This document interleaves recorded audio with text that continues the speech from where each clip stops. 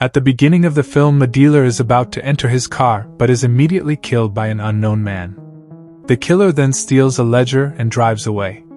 After that, the killer goes into an office and stabs 2 guards in the throat.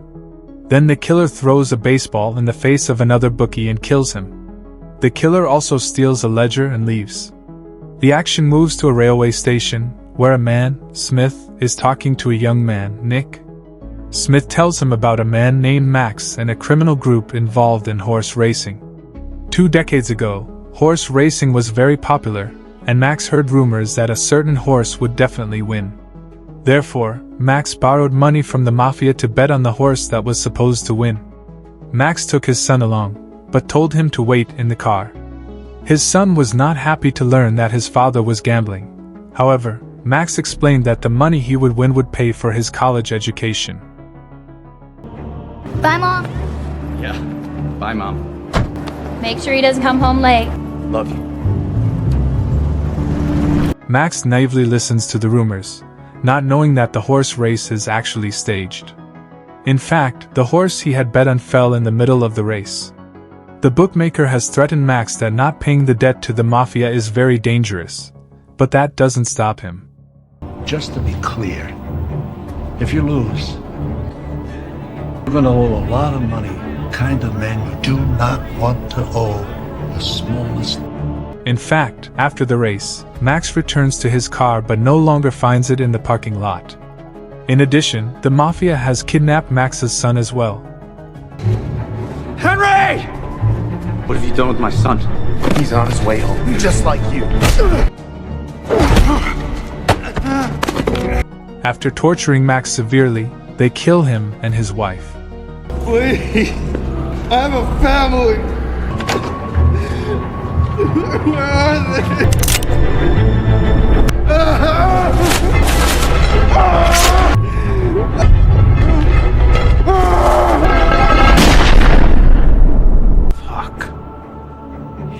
Immediately afterward, Smith rises from his wheelchair and knocks Nick unconscious. Subsequently, he transports his body to a truck.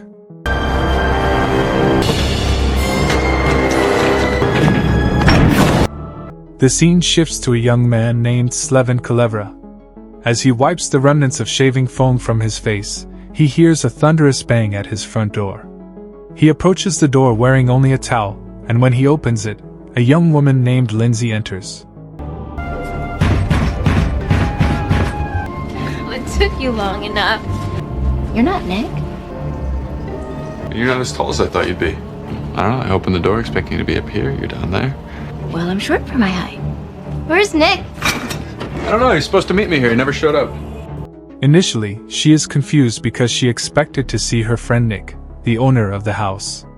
Sleven observes that Lindsay knocks deceptively high, leading Sleven to think she was much taller than she was. She is immediately attracted to his attention to detail. Lindsay asks him what happened to his nose, and he tells the story. After losing his job, he went to his girlfriend's house and discovered her cheating with another man. After that, Sleven travels to New York to meet a close friend, Nick. After getting off the plane, Sleven was on the phone with Nick when a man approached him and asked him about a cigarette. Sleven told him he doesn't smoke, and then the stranger demanded his money, hitting him in the nose. Am I being mugged? And so here I am. Here, Sleven is charmed by Lindsay's shrewdness and attention to detail. The woman then demands to know Nick's whereabouts, to which Sleven replies that he has not yet turned up. Nick was supposed to meet Sleven at the apartment, but he has not shown up yet. Sleven reveals that he entered because the door was not locked. When the phone rings, Sleven answers it, but the caller hangs up. Lindsay immediately dials the return number of the call, then states that she dialed the wrong number, and tells Sleven that the call originated from the Hotel Cheval. She now states that they need to find out who called. She calls again and is connected to the same hotel. Lindsay fears that Nick is in danger, and that the anonymous caller from the hotel may have provided a clue. Lindsay has a great time playing detective, but she has to go to work and rushes out of the apartment.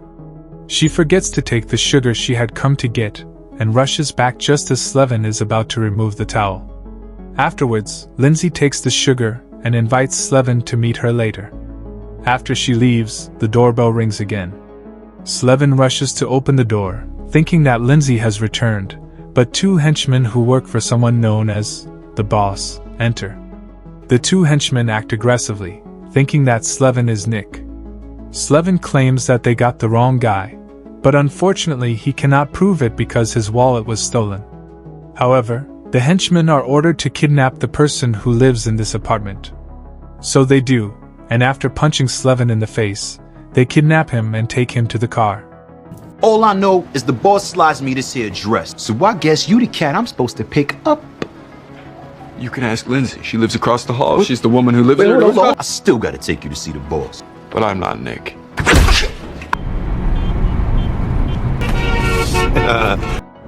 The boss resides in the penthouse of a secure building and is the alleged head of a huge criminal organization. Sleven tries to act smart when the two start talking and begin a cat-and-mouse language game. Eventually, the boss reveals that Nick owes him $96,000. Since Sleven does not have this amount, the boss makes him an offer. The boss had a son whom he loved dearly, but he was killed by a rival criminal, Rabbi. Plot therefore, Sleven must do the boss a favor and assassinate the rabbi's son. His son is known as the Fairy, because of his homosexuality. Son was murdered, so the rabbi's son must share the same. So where do I fit in? Me. You. Sleven has no choice but to obey, and he then leaves with the henchman. At that moment, the boss starts talking to Smith, a hitman, and we find out how things really are. In reality, the boss hired Smith to kill the Fairy, but they need Sleven just to put all the blame on him. Two men hiding inside a vehicle disguised as a plumbing truck photograph Sleven as he is led out of the building. At that moment, one of the men told the other to contact a detective named Brikowski. Sleven returns to Nick's apartment. Lindsay arrives with the intention of transporting him to the Cheval Hotel and continuing the investigation. Lindsay knows a hotel employee who can find out who called the apartment. She notices Sleven looking intently at the newspaper he has just picked up. On the front page is news of Hopkins' disappearance, which is ironic since Hopkins is suspected of being involved in a series of other mysterious disappearances. Oh, be my friend from the hotel. Be right back. Lindsay's phone rings in her apartment, and she rushes to answer it, believing it to be the hotel employee. Sleven begins to dress while he waits for her. When he goes to open the door, he is greeted by two Hasidic-looking men who tell him that Shlomo wants to see him. Sleven tries to explain that he does not know anyone named Shlomo, but he receives another punch in the stomach and is taken, this time, to visit the rabbi. In the car, Sleven notices that the boss's building and Rabbi's building are in front of each other. The henchman relates that the rabbi and the boss were once partners and even close friends, but one day they turned on each other and tried to kill each other, and neither has left the building since. Later, Sleven is brought to Rabbi, and their conversation turns into another game of linguistic cat and mouse.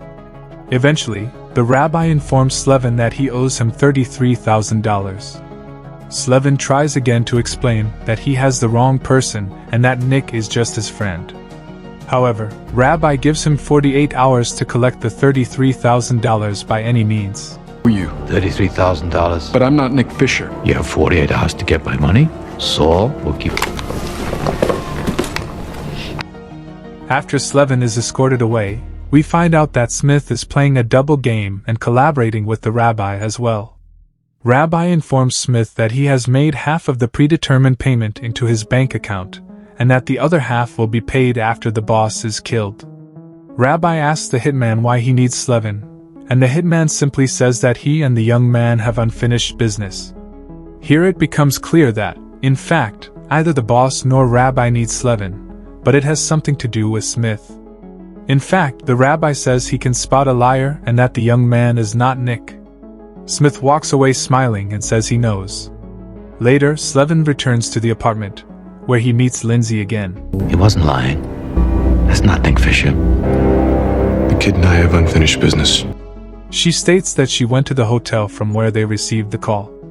Thanks to her friend, who is an employee at the hotel, she found out that the caller was indeed Smith. Lindsay was able to take a picture of him in the elevator, but Sleven says he does not recognize him. Of him using my cell phone, which originally I thought was dial a number, and taking Smith's. You recognize him? No. Later, Sleven tells her everything that happened to him that day. And the worst part about it is I'm not Nick Fisher. I'd say you're fucked. Fucked. Later, Sleven meets the boss and tells him that he agrees to assassinate the fairy. Sleven asks for a week to complete the task, but the boss tells him that he has 3 days. Then, the boss offers him to play a game of chess. If Sleven wins, he will have a week to kill the fairy. If not, the deal remains on the 3 days. As they play, the boss informs him that the fairy is protected by very competent bodyguards, former war veterans. In addition, the fairy has an amulet around his neck. If it is pressed, it activates the security alarm, and guards will arrive at his apartment within 5 seconds. Meanwhile, we find out that Smith is involved in the plan and is responsible for Nick's debt claim. On the other hand, Smith plans to assassinate Sleven and the fairy together so as to make it look like they both committed suicide. He does the kid, I do him. You, we're both gay, the world doesn't understand, it's double.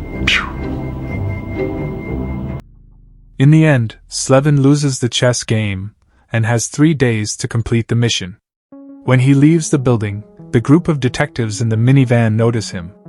They are looking for Nick, so they are extremely confused when they see Sleven, as they do not understand who he is. In addition, the detectives discover that a hitman nicknamed Good Cat is back in town, so they have to watch out for him as well. What the fuck he is doing in my fucking city? Hey!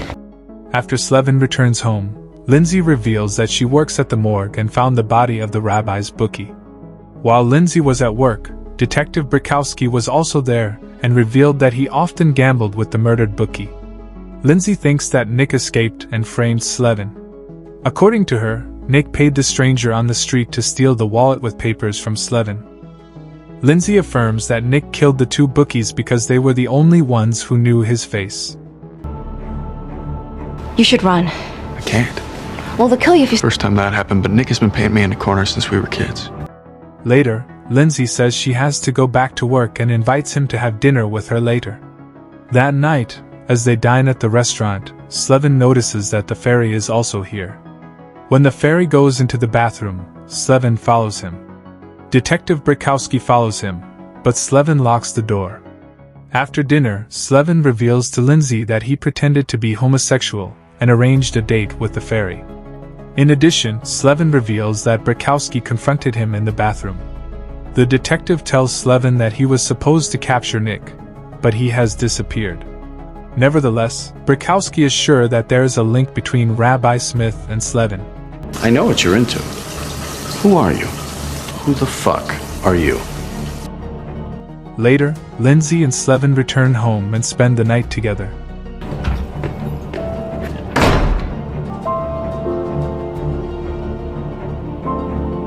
I just realized something. What's that? I just made love to you. The next day, after Sleven leaves the house, he is caught by detectives. What is your name? Sleven reveals his full name, and then is released because the detectives have nothing against him. Later, the boss's henchman brings Sleven a suit and take him to his appointment with the fairy. Outside, we see that the rabbi's henchmen have been killed in their car.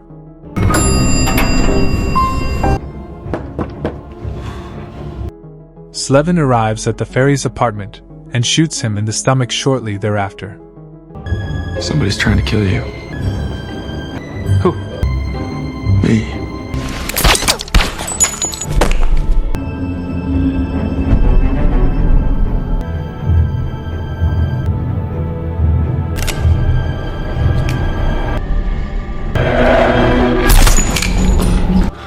That was close. At that moment, Smith arrives and shoots the fairy in the head instead of shooting Sleven. Sleven is not at all surprised, suggesting that the two are working together. Sleven goes to the car and pulls a dead body out of the trunk.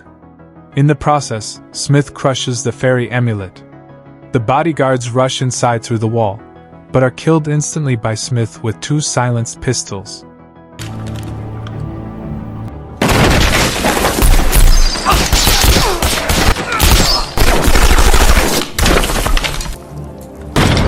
Later, Sleven drags the man's corpse and lays it down next to the ferry.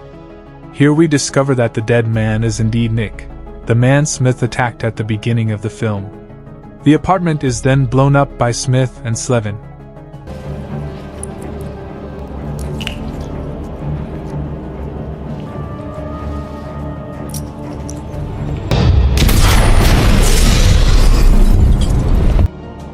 Later, Smith and Sleven go to the boss after killing his henchman in the elevator.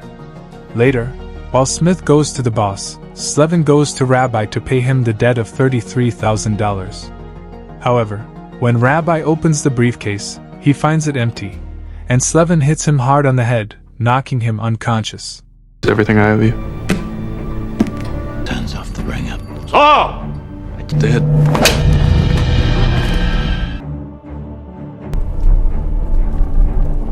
Oh, I've been in this room before. It's the same as it did 20 years ago. Bill of goods by the same salesman.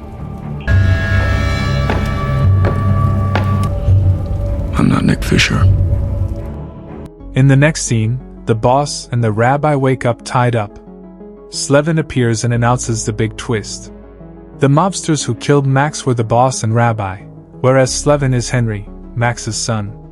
Smith turns out to be the hitman who instead took in and raised little Henry following a moral dilemma. Sleven relates that he and Smith killed the bookies and stole the ledgers. They executed Nick and stole his identity after discovering that he owed money to the boss and the rabbi. Later, in revenge, Sleven murdered the boss's son to induce him to pay Smith to murder the rabbi's son. Smith obtained the boss's contract to assassinate the ferry and convinced the rabbi to defend the ferry on the condition that they both pay off Nick's debts, allowing Sleven and Smith unlimited access to the well-protected mob. After revealing his identity, Sleven suffocates Rabbi and the boss by taping plastic bags over their heads, killing them in the same way they had killed his father. The 2 of you killed everything I ever loved. Fuck you both. Oh!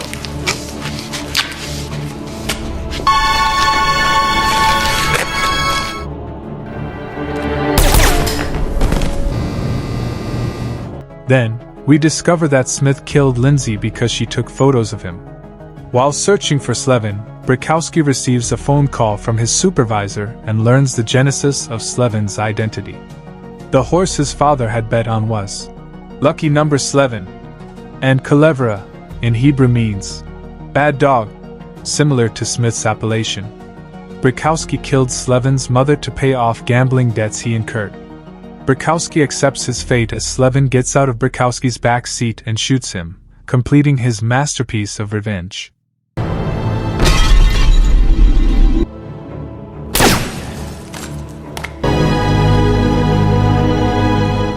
Lindsay approaches Sleven at the train station, and it is revealed that Smith told Sleven that he had to kill Lindsay because she had a photograph of him. We then find out that Sleven revealed his true identity to Lindsay and helped her stage her death. Sleven tells Smith, who is aware of the deception, that he has to save Lindsay. Smith acknowledges his understanding and decides to leave Lindsay alone.